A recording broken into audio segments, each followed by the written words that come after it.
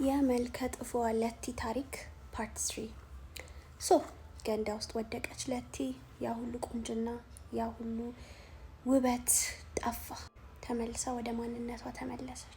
በመስታወት ራሷን እያየች አዘነች፣ አለቀሰች። እንደዛ ቁጭ ባለችበትም ሀብታሙ ባሏ በሩን በርግዶ ገባ። ድምጽ ስለሰማ ደንግጦ ነበር።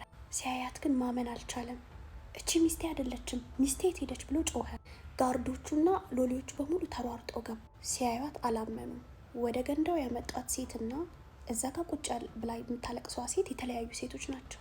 ለቲ ያ በራስ መተማመኗን የገደለው መልኳ ተመለሰ። ጉንጯ ተጣበቀ፣ ገረጣች።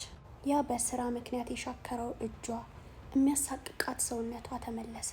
እያለቀሰች መሬት ላይ ቁጭ ብላ ታሪኳን በሙሉ ለሁሉም ሰው መናገር ጀመረች። የምትኖርበት ሰፈር ሰዎቹ ያንጓጥጧት እንደነበረ፣ በመልኳ እንደምታፍር እንደማታምር ደጋግሞ ይነግሯት እንደነበር፣ ወንዶች ሊጠጓት እንደማይፈልጉ፣ ወደዛ ሐይቅ ሄዳ ቁጭ ባለችበት ስላገኘቻት አሮጊት ስለሰጠቻት ፓውደር፣ በዛ ፓውደር ተጠቅማ ቆንጆ ለመሆን እንደበቃች ሁሉ እያለቀሰች ዘግዝካ ለንጉሱ ነገረችው። ንጉሱም ታዲያ ይሄ ሰርግ ሊመሰረት የነበረው በውሸት ነው? ይሄ ቤት በእውነት የተሞላ ቤት ነው። እኔም የእውነት ነው የቀረብኩሽ። ስለዚህ ምንም አይነት ውሸት እዚህ ቤት ውስጥ አልቀበልም ብሎ ጋርዶቹን ከቤቱ ውጪ ወዳለው ኮምፓውንድ ውስጥ እዛ ማረፊያ ክፍል እንዲሰጧትና ውጪ ላይ እንድትቆይ ነገራቸው። ለቲ ምንም አላለች። ያመጣችውን እቃ በሙሉ ፓክ አርጋ ተመልሳ ወጣች። ግን እነሱ ወደ ሰጧት ኮምፓውንድ ሳይሆን ወደ ሌላ ስፍራ ነበር ያመራችው። ከመጣችበት ሰፈር ሳይሆን የተመለሰችው ሌላ ሰፈር ቀይራ ለመኖር ወስና ወደ ሌላ ሰፈር ነበር ሄደች። እዛ ሄዳ አዲስ ህይወት ለመጀመር ወሰነች። ሁሉም ነገር ሰልችቷታል። ማልቀሱ፣ መሰደቡ፣ መንጓጠጡ። ስለዚህ እዚህ አዲስ ሰፈር አዲስ ህይወት መሰርታለሁ ብላ አትክልቶቿንና ፍራፍሬዎቿን እንደ ድሮ መሸጥ ጀመረች። ታዲያ የዚህ ሰፈር የአዲሱ ሰፈር ሰዎች ጥሩ ሰዎች ነበሩ። ሁሉም በመልኳ ሳይሆን በማንነቷ ወደዷት። አትክልትና ፍራፍሬ ከሷ ይገዛሉ፣ ሰላም ይሏታል፣ እንደ ሰው ቆጠሯት። ታዲያ ወራቶች አለፉ። እንደዛ ቢሆንም እንኳን ግን ለትዳር የሚያስባት ወንድ አልነበረ። ለቲም አለመፈለግን ስለለመደችው ኖርማል ህይወቷን ቀጠለች። ገንዘብ መስራት ጀመረች፣ ማጠራቀምን ጀመረ። ጠዋት ተነስታ አካባቢውን ታጸዳዳለች፣ ለጎረቤቶችም ምግብ እየሰራች ትሸጥ ነበር። የሰፈሩ ሰው በጣም ነበር ይወደዳል። በኋላ ታዲያ ወደ ሰፈሩ አንድ ወጣት ወንድ ይመጣል። ኮሊንስ ይባላል። ታዲያ ኮሊንስ ለቲን ያያታል፣ ደጋግሞ ያያት። ታታሪ ሰራተኝነቷ አይደክማትም። ወደዚህ ወደዛ ትላለች፣ ትሯሯጣለች፣ ትታዘዛለች፣ ትሸጣለች፣ ታመጣለች፣ ትወጣለች፣ ትወርዳለች። ስራ ወዳድነቷና ታታሪነቷን በጣም ወደደላት። ቀርቦም አናገራት። እሷ ግን ከዚህ በፊት ልቧ በጣም ስለተሰበረ ልታምነው አልቻለች።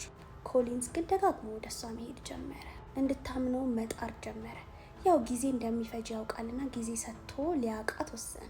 ለቲም ውስጧ ያ የተቀበረ ሰውን ያለማመን ነገር ስላለ ሙሉ ለሙሉ ልቧን አውጥታ መስጠት አልቻለች። ነገር ግን ኮሊንስን ወዳው ነበር። ጥሩ ሰው ነው፣ ታታሪ ነው። ቤቷ ይመጣል፣ ይጠይቃታል። አትክልት ቦታም ቁጭ ብላ ያሻሽጣት ነበር። ታዲያ ኮሊንስ ከተወሰነ ጊዜ በኋላ የፍቅር ጥያቄ ያቀረበላት። ለቲም እምቢ ልትለው አልቻለች። የምርም ወዳውና ተቀብለው ስለነበር የፍቅር ጥያቄውን እሺ ያለችው። በፍቅር ቆዩ። የሰፈሩን ሰው ተደሰተላት። እሷም ከብቸኝነት እርፍ አልኩኝ፣ ዳንኩኝ አለች። ኮሊንስም ለጋብቻ ጠየቃት። ለቲ በደስታ እሺ ያለችው። የድሮ ሰፈሯ የነበሩ ሰዎች ታዲያ ይህንን ሰሙ። ኦ ፋይናሊ አለፈላት እቺ ሴት አሉ። ግን ከዛ ከሀብታም ቤት ተባራ ስትወጣ ሰምተው ነበርና በድጋሚ ሲያወሩባትና ከጀርባ ሲሳለቁባት ነበር። በደስታዋና በሰርጓ ጊዜ ሊጨፍሩ እልል ሊሉ ተሰብስበው የነበሩ ጎረቤቶቿ ናቸው እንግዲህ አሁን መልሰው ስለሷ መውጨቅና ማውራት የጀመሩ።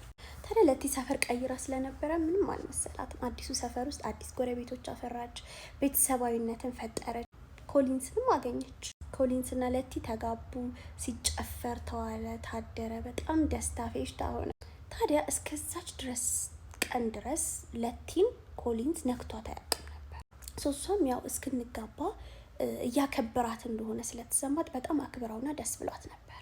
ታዲያ የሰርጋቸው ቀን ማታ ያው የሆነ ነገር መጠበቅ ጀመረች። ነገር ግን ኮሊንስ ሰበብ እያበዛ ሌላ አልጋ ላይ ይተኛል። አጠገቧ አይተኛም፣ አይነካትም፣ ሮማንቲክ አይሆንም ነበር። እሷ ጋር በጣም ያሳስባት ጀመረ። ልትጠይቀውም ፈራች። ማለት ባልና ሚስት ኖርማሊ ኢንቲሜት ይሆናሉ፣ ግን እሱ ምንም አይነት ኢንቲሜሲ ከእሷ ጋር እያደረገ አይደለም። ግራ አጋባት። እስከዛሬ እንኳን ስላልተጋባን ነው ብላ ታስብ ነበረ። አሁን ግን ተጋብተዋል። ታዲያ የሰርጋቸው ቀን ማታ እንዴት ለየት ያለ ቀን አልሆነ? ሀሳብ ገባት። ስታየው እንቅልፍ ወስዶታል። የተኛው ግን ሌላ አልጋ ላይ ነበር።